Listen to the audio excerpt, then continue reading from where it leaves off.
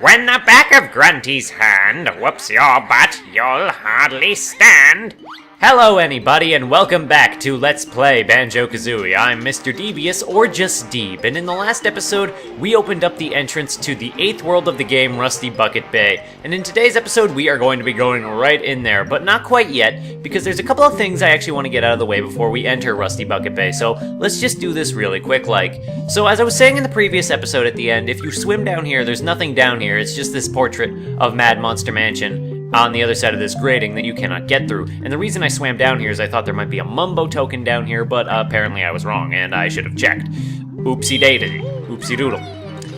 Now the other thing I want to do before we go on to the next world in the game is there is one more cheat we can actually get right now, the last cheat in the game. So we've been getting these power-ups from Cheeto. We just actually got the flight cheat in the last episode, I think. And that's actually pretty recent, and now we can just finally just go right and get the last cheat. So instead of going into Rusty Bucket Bay, now that we've raised the water level up as high as we have, we want to go back into this chamber, this main chamber, which has now been flooded highly as well. And actually, you can go from here to the next area of the game if you like, but oh god, no. You're not going to be eaten by him. So we want to come over here, and there's a bunch of stuff. There's a gold feather in there for some reason, and I think... yeah, you bust that open and the grate turns into brown triangles. That's just the worst, don't you know, when things turn into brown triangles? I don't know where to go with this. So anyway, we have this button here, and it is another water level button. And as you can see, it raises the water level even higher than before. Now, you don't have much time to do this, so you want to go pretty quickly, and you want to orient yourself. Use the red eyes to orient yourself with the doorway to the other area. Now, this part's a little bit tricky just mainly in orienting yourself in the right direction is what I find. You want to swim all the way up to the top, and I think it is on this side, because if you come up here, it's kind of hard to see. There it is. In this doorway, in this passageway, we're going to run all the way up to the top, and we have, for the first time we've been seeing as Banjo and Kazooie, it is our old friend Cheeto. Bear and bird getting good at finding Cheeto, so another spell they shall have. That traitor book has pushed its luck, so in the burning fire I'll chuck. Find Cheeto which won't code, you must enter on sandcastle floor, in treasure trove is gold. And that is the last cheat in the game. And Cheeto's really pushed his luck, and he is just not very smart for doing that. Anyway, I'll meet you down on Treasure Trove Cove floor as I go and punch in that code. Actually, the faster way to do this would be to use the warp cauldron on this floor, which is over here. Anyway, I will meet you down in Treasure Trove Cove in just a minute. Your butt will tell you, and you'll know, when my boot swings to and fro. I don't think we've heard that one yet.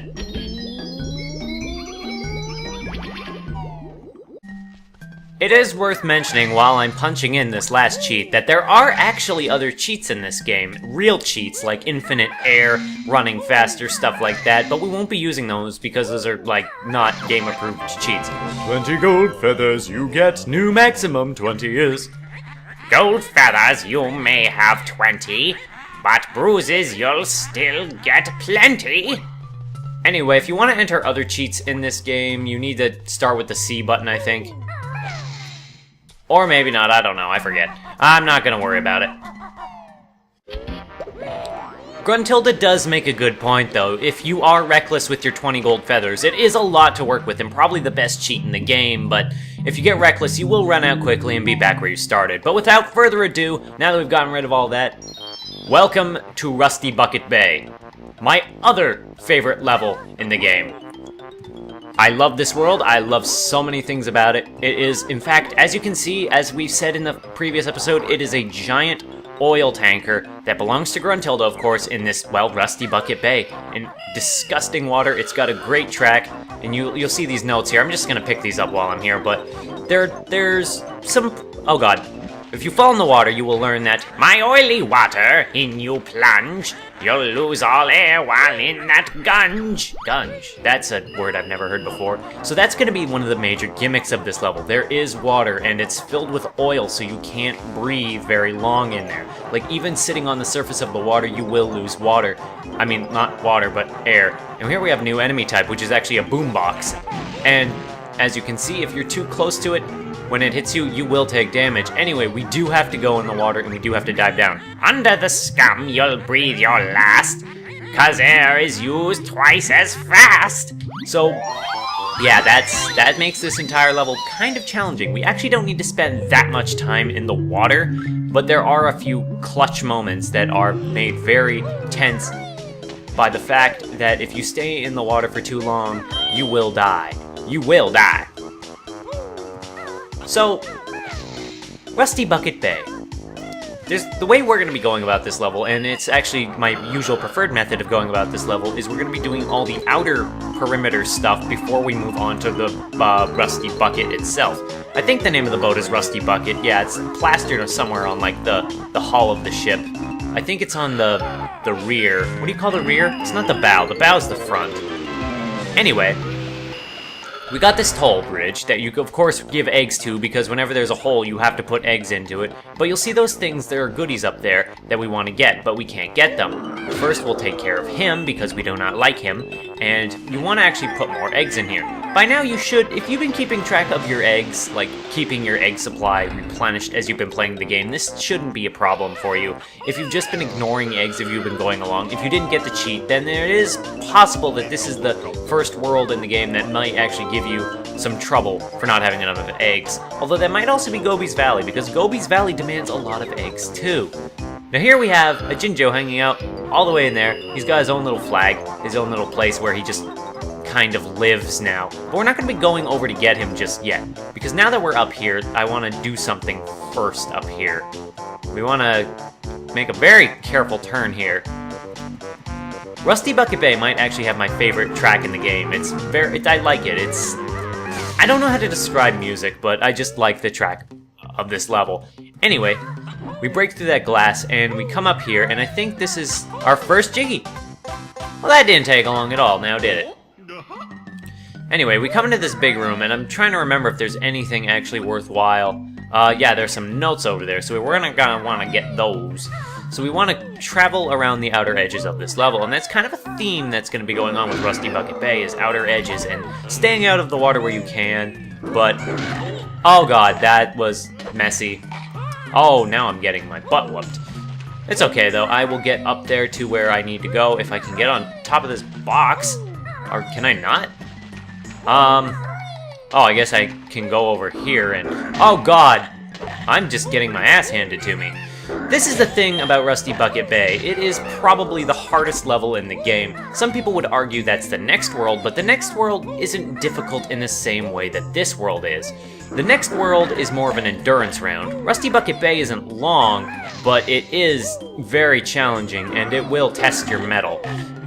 See, you have to get up here, and it's harder to get around this Chompa because it's harder to get up to this level without him chomping you, so you want to bait him out before you actually attack him. Anyway, now that we're done in here, we want to leave, because these little metal water shacks are kind of annoying and I don't like them. They're squeaking over there, and we will deal with that in a moment, but you will see what that is in a moment. Anyway, we come in here, and oh my god, Snacker returns. He's hanging out in the oily water, and he's pissed. Or he's just hungry, I guess. So we come and save this guy, and you know what, Snacker? Oh, I wanted to... No, we're finishing this once and for all. He's come back from Treasure Trove Cove, and now we have this move, and if we use it, 3 honeycomb pieces. I'm actually going to try and pick one of these up at least, because I know I took some damage, although I seem to have recovered a bit. Yep, and now we're going to be going into the water, and this is actually a bad idea to be underwater this early. This is a very actually well-hidden location, and it's kind of hard to swim into. The camera angle is very much your enemy in this level. Water in here is not clean, even though it doesn't look oily. Here we have a flotsam, that's what those are. Evil lifesavers, I know. More like life, well, obvious, you know. You need to be careful in this world. The terrain is not on your side when it comes to dealing with Chompas anymore. Usually you're on an even level, but there are locations in this level that are just out to get you. Anyway, hitting that button will spawn a honeycomb piece in this area, I guess. And this is actually a very hard to locate area if you don't know it's here. It's very subtly hidden out of your camera's view most of the time, and growing up, it took me forever to find this honeycomb piece. Like, it took me a few playthroughs before I knew where to find it, but, well, here it is, if I can get it. And Oh my god. If I can just... There we go. Worth it. Anyway, the only way to get out of here is the way we came in, so let's jump back into the oily water and swim our way out. I think Snacker is still dead, but I could be wrong. Anyway, get up to the surface as quickly as you can, because again, you don't want to be in the water longer than you have to be. In fact, never be afraid to go to a ladder for a quick breather, because we are going to be jumping back in the water, and we want some more water. I mean, more air. I'm going to keep mixing those two up, I swear. Anyway, I said we were going to be doing all the outer perimeter before we dealt with the ship itself, but there's one cry for help that I just cannot ignore coming from down here. If you come down here, we have a friend. He's Snorkel. He's a dolphin. Poor dolphin. He's trapped under an ankle. I'm trapped! Help! Get this song off Snorkel! That was awful. I don't know how to voice a dolphin. Anyway, we swim up here, and that's another area that's kind of hard to maneuver if you haven't done it a few times. And again, we don't have much air, and even if you stand on like a box over the oily water, that won't replenish your air, and I don't understand why. Is it hard to breathe air right above oil? I don't get it. Anyway, you hit this button, and... oh no, oh god. Thanks, guys! I found this earlier. It's yours! And Snorkel is saved by Dolphin. Seriously though, that animation where the anchor's dragged off of him looked a little bit messy. I just, Anyway, as you can see, we've recovered all of our health, and you can see how quickly you can take damage in this level just by the enemies that are powerful, like these guys. But there's also a lot of opportunities to replenish your health if you clear stuff out. It is fairly wise to keep enemies, or to keep honeycombs around and kind of conserve the stock around the level, but since once you're done in here, you don't need to come back. You can just kind of use those. It's no real big deal. Now that we've taken care of that, we want to come over to this part of the level and climb up this ladder. This fun little ladder. And we come to this dangerous thing of toxic waste, and we've got a Jinjo over there. Also, we landed in the toxic waste. Cool thing about the Jinjo placement in this level is there's one in every corner of the level. And we've covered 3 corners, and you might be saying, Mr. Devious, this level is a rectangle and there are 5 Jinjos. Rectangles only have 4 corners. And you're right, the 5th Jinjo is actually in those blue boxes off in the distance that you might be able to see. Those.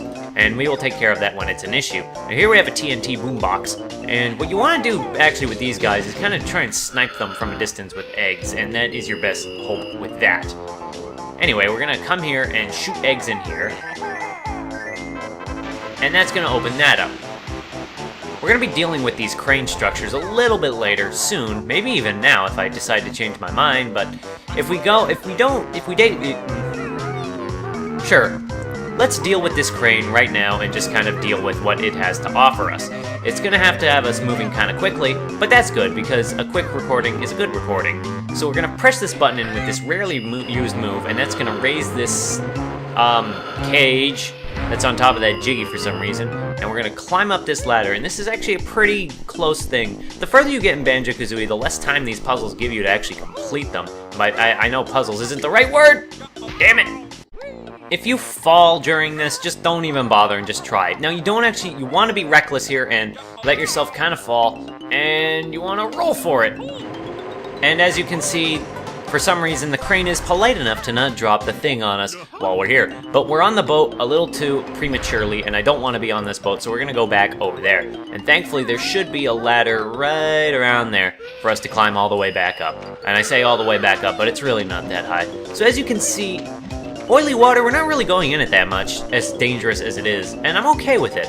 The thing about Rusty Bucket Bay is this is a love it or hate it level. It's both fan favorite and fan least favorite, I guess. I wouldn't even say least favorite, but a lot of people don't like this level because of how challenging it is. And this is mainly on the N64 version of the game, because there are more than a few instances that can kill you really quickly in this level. And we actually haven't seen those places yet, but people don't like that because it makes it really hard to get all the notes in this level, at least in the N64 version of this game.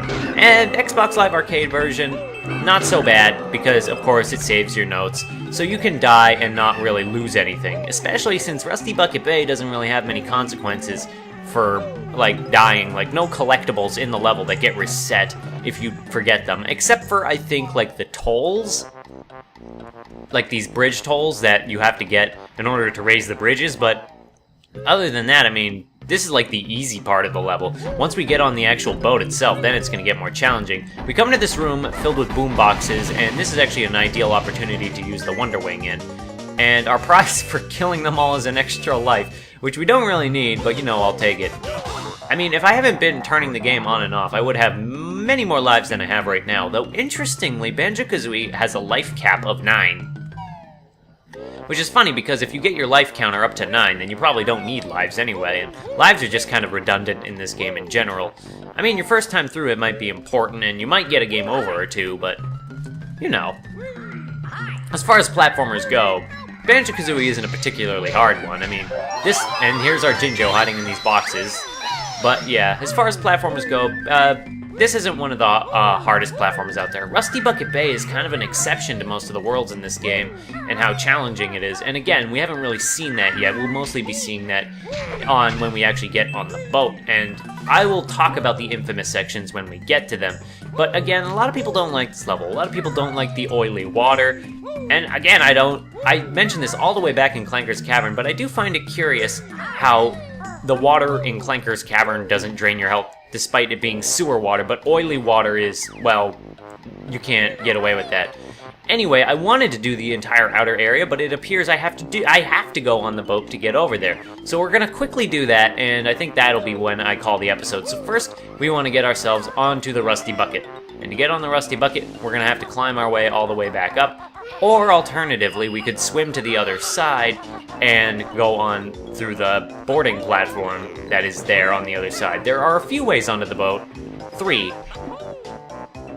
This is one of the ways. There's two cranes on this side of the boat, and then on the port side, there's just a bridge going up. And those are your most convenient ways to get onto the Rusty Bucket. Now, there's a lot of stuff to take in with this ship, but we're just gonna kind of be passing it by right now. So first, I'm just gonna pick up these notes because they're here, and so I don't forget about them. So we're gonna be seeing like smokestacks, notes as we run along. There's so much to explore in this level, and I really like it. I really like how its composition. I like all the secret areas and things. And here we have a giant box of TNT dynamite. So first we want to climb up here, and this will bring us over to the last portion of the level, or the last portion of the outer perimeter, which is down here. Now we're gonna jump down, and we're gonna fall, and we use the flappy wings. I can never remember the moves in this game very well. So there are 2 tolls on this thing. First, there's one over here that we're not really going to be needing to use now that we've taken care of everything, but it's here. It takes a lot of eggs though, and it makes a really crappy bridge. You're really better off not using that bridge. But I guess if you want to get through to the other side, or over here from the other side back to this side, then sure, whatever, but the thing is, once you're done over here, you don't really need to do anything with this area. And this bridge is actually easier than the previous one. And that is going to be our last Jinjo. But as we can see, it is past a few Chompas. And these guys are easy to deal with, but just for safety's sake, I'm gonna not take any chances of getting knocked in the water and get this last Jinjo. And there we go. However, I think that will be an adequate stopping point for the level. I know we only got 3 Jiggies, but when we get under the Rusty Bucket itself, we will get them more quickly. Rusty Bucket is a challenging world, and it does take some time to complete, but it's not a super long level. Even so, we did spend some time at the beginning of this level doing stuff, and we've cleared out all the other stuff. So, in the next episode, we're gonna find out what this button is for, and what it could possibly be used for. Possibly that TNT crate? Probably exactly that. So if you want to see that, then I just hope to see somebody in the next one. Bye-bye!